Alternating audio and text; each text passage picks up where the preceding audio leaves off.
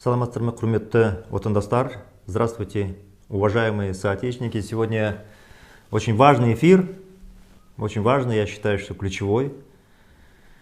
Сегодня я хочу объявить о важных инициативах демократического выбора Казахстана, о том, что мы создали чаты по всей стране, всего 17 чатов, это 14 областных центров и 3 города республиканского значения.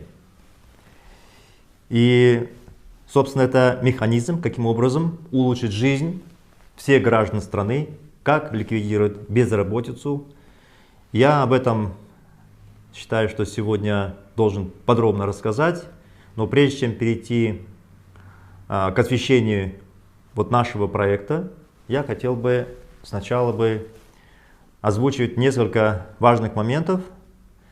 Во-первых, сегодня, 3 года назад, мы, организаторы демократического выбора Казахстана, заявили о том, что создаем политическое движение с названием «Демократический выбор Казахстана». Этот проект был запущен 3 года назад. До этого ранее, 18 ноября 2001 года, мы с большой группой различных политиков, общественных деятелей, бизнесменов объявили о создании тогда движения «Демократический выбор Казахстана», который впоследствии был ликвидирован, а его основные инициаторы были посажены в тюрьму, преследовались. И в последующие годы удавалось снова и снова реанимировать и запустить партию ДВК в 2004 году. Через полгода она была ликвидирована. Затем мы запустили с июля 2005 года Алга ДВК, и в 2012 году ее руководители были арестованы, Владимир Козлов, и партия была ликвидирована. Даже хотя она была не зарегистрирована, находилась в стадии регистрации, но тем не менее была ликвидирована.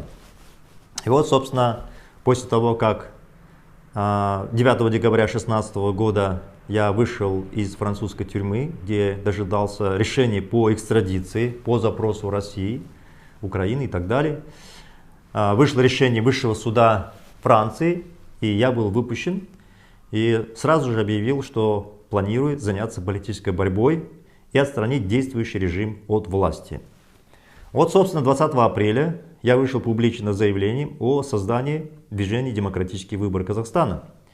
И вот сегодня я могу сказать, что прошло 3 года с этого момента. Первый год, конечно, 17-й год, мы озвучивали сами программы демократического выбора Казахстана, набирали сторонников и вели большую агитационную работу в 2017 году. Активные действия мы начали именно с февраля 2018 года, создав чат «Активист ДВК». И вообще интересно, что именно в этот день чат «Активист ДВК» собрал 100 тысяч участников. Даже несмотря на то, что 13 марта 2018 года власть объявила ДВК экстремистской организацией, тем не менее нам удалось набрать 100 тысяч человек, участников. Ну и затем произошел отток. Конечно, режим начал активно преследовать наших сторонников, сажать в тюрьмы и все прочее. И собственно, вследствие этого произошел отток. Но в 2018 году, тем не менее, наша борьба была очень серьезной, активная. В прошлом году было слушание по правам человека в Европарламенте, и Европейский парламент заявил, что ДВК — это мирная политическая организация, оппозиционно действующей власти. И с 2019 года участников ДВК все равно становится все больше и больше, хотя был отток большой. И сейчас количество участников демократического выбора 74 тысячи человека. Ну и сегодня я хотел бы поздравить движение партии Коше, которые сумели буквально в кратчайшие сроки набрать участников более 100 тысяч человек. Это большой успех, я считаю. И я уверен, что совсем короткие сроки чат Коше наберет, безусловно, 200 тысяч человек и сумеет организовать полноценную политическую организацию. И сразу скажу, что демократические выборы Казахстана поддерживает движение партии Көшесі, Көше партиясы, извините. И, безусловно, это наши политические партнеры. Если ДВК не имеет возможности легально, открыто заниматься публичной политической деятельностью, то участники партии Көше могут этим заниматься. Поэтому все те, кто опасается преследования, участвуя в движении ДВК, они могут присутствовать в движении партии Көше.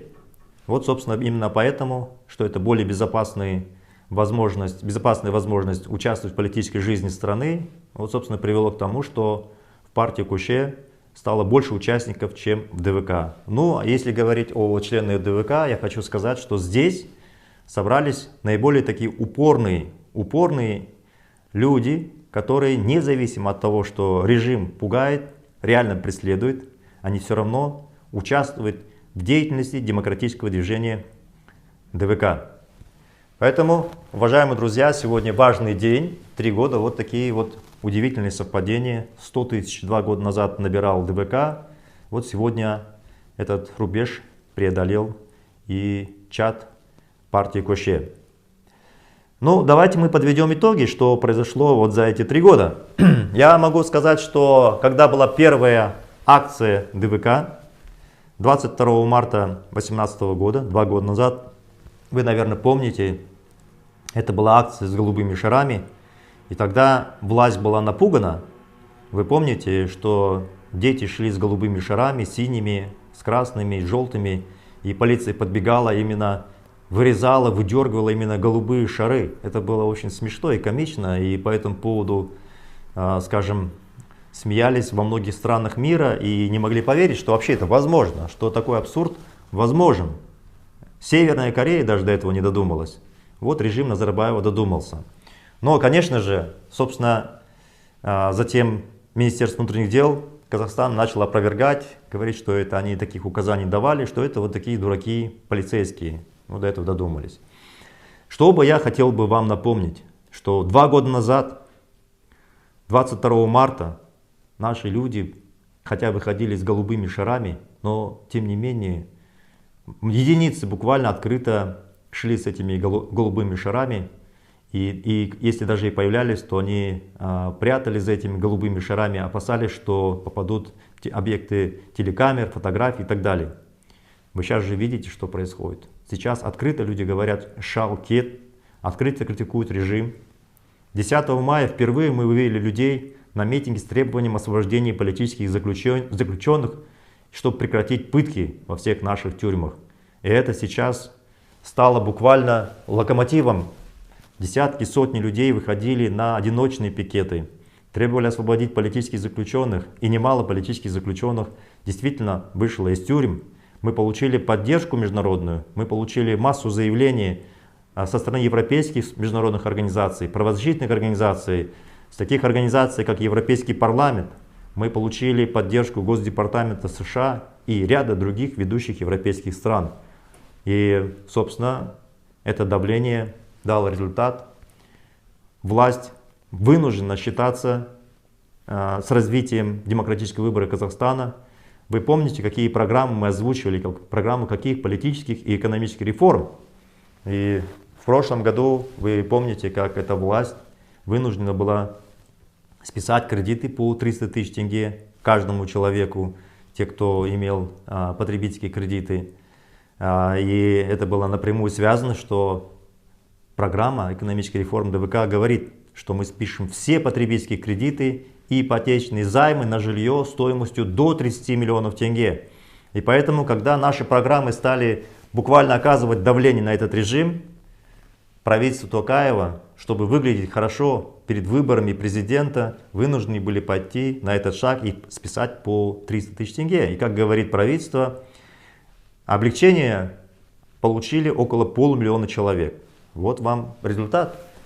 Или вспомните, когда мы в 2018 году выходили с требованием бесплатного образования, среднеспециальных и высших. И власть что сделала? Они объявили о том, что объявляет дополнительно выделяет 20 тысяч грантов для студентов. 20 тысяч.